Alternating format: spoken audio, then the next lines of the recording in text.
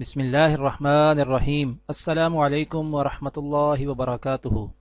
آج ہم رسول اللہ صلی اللہ علیہ وآلہ وسلم کی نماز فجر کے وقت کے متعلق ایک حدیث بیان کریں گے انشاءاللہ۔ اس سے پہلے آپ سب سے گزارش ہے کہ اس ویڈیو کو آگے ضرور شیئر کریں، جزاک اللہ۔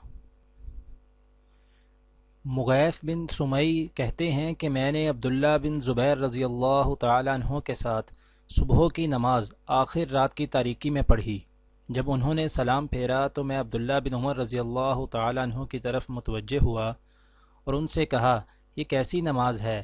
انہوں نے کہا، یہ وہ نماز ہے جو ہم رسول اللہ صلی اللہ علیہ وآلہ وسلم اور ابو بکر و عمر رضی اللہ تعالیٰ عنہما کے ساتھ پڑھتے تھے، لیکن جب عمر رضی اللہ تعالیٰ عنہ کو نیزہ مار کر زخمی کر دیا گیا تو عثمان رضی اللہ تعالیٰ عنہ نے اسے اجالے میں پڑھنا شروع کر دیا۔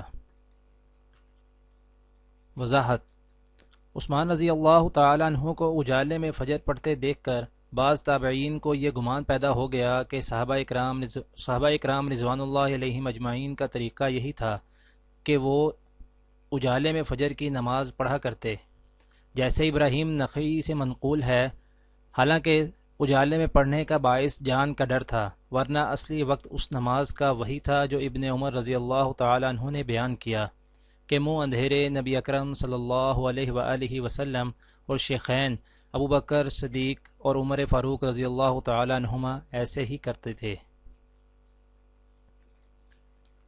دعا ہے کہ اللہ تعالیٰ دنیا اور آخرت کی تمام بھلائیاں عطا کرے، عمل کی توفیق دے۔ سبحان ربک رب العزت عما یصفون وسلام علی المرسلین والحمد للہ رب العالمین، آمین۔